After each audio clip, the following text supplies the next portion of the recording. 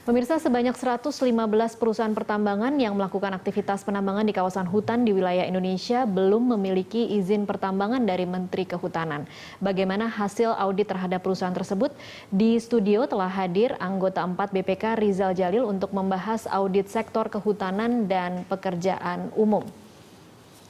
Tetapi sebelum kami mulai perbincangan, saya akan menyampaikan informasi berikut ini. Jika selama ini Badan Pemeriksa Keuangan BPK selalu identik dengan audit keuangan negara, kini BPK mulai terlibat dalam upaya percepatan pembangunan. Anggota 4 BPK Rizal Jalil menegaskan BPK kini terlibat aktif mendorong proyek pemerintah, salah satunya membantu percepatan pembangunan 1.000 km jalan tol dan 50 bendungan baru di Indonesia.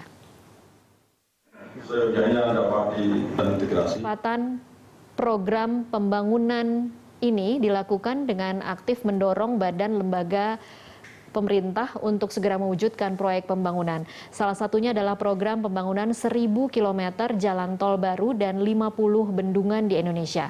Menurut Rizal, pembangunan 2 program besar Presiden Jokowi ini banyak mengalami hambatan karena terbentur peraturan. Salah satunya pembangunan jalan yang terpaksa harus melintasi hutan lindung. Demikian juga dengan pembangunan waduk baru yang terkendala pembebasan lahan. Mengantisipasi kondisi ini, BPK aktif memberi bantuan dan solusi, terutama masalah peraturan, sehingga kementerian tidak akan terbentur aturan.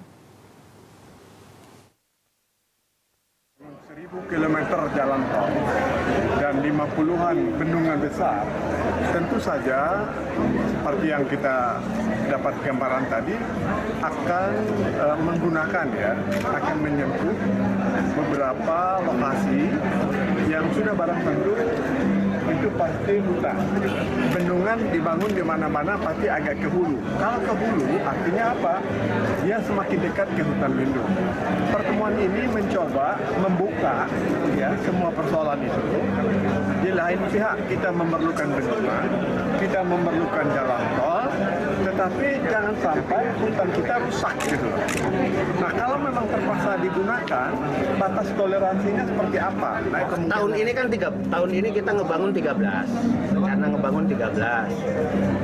Kemudian yang sudah taken kontrak kita sampai saat ini 8, 5 lagi proses tender.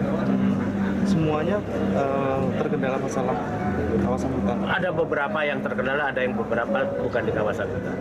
Dan pemirsa, saat ini di studio sudah hadir anggota 4 BPK Rizal Jalil. Selamat malam Pak Rizal. Malam. Iya, Pak Rizal, apa hasil temuan BPK terhadap apa saja yang menghambat proses pembangunan infrastruktur? Ya, kita membaca di media massa akhir pekan lalu, Bapak Presiden menyatakan bahwa jalan tol Cikopo Palimanan itu membutuhkan waktu 6 tahun untuk membebaskan lahannya. 6 tahun hanya untuk pembebasan lahan? Ya, jalan tol lingkar luar Jakarta W2 itu membutuhkan waktu 15 tahun. Dan ini luar biasa gitu ya. Nah, pemerintah sekarang di bawah kepemimpinan Bapak Presiden Jokowi akan membangun 50 bendungan atau waduk. Dan 1.000 km jalan sampai tahun 2019. Nah, ini semua harus didukung oleh semua pihak, termasuk BPK gitu loh. BPK sebagai badan pemeriksa keuangan yang bertugas melakukan pemeriksaan keuangan negara, pemeriksaan kinerja, pemeriksaan investigasi, juga memberikan sumbangsihnya. Oke, bagaimana caranya BPK akan mempercepat pembangunan? Kami kan memeriksa semua hal yang terkait dengan keuangan negara, baik di pekerjaan umum maupun di Kementerian Kehutanan. Nah, kebetulan tadi kita rapat koordinasi di Bogor yang dihadiri oleh para petinggi dari kehutanan dan pekerjaan umum.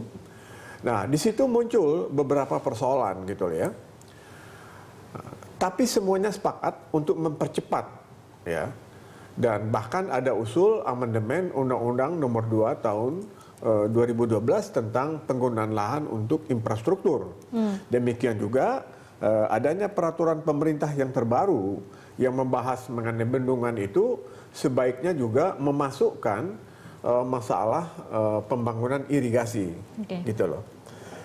Apabila masalah lahan ini tidak segera dituntaskan, tentu akan menghambat proses di lapangan gitu loh. Apa sih Pak hambatannya, kenapa kemudian pembebasan satu lahan bisa memakan waktu selama 6 tahun atau bisa 15 tahun? Ya, seperti kita ketahui, kalau pembangunan waduk atau bendungan itu, Mbak, itu pastilah dibangun di sekitar daerah hulu.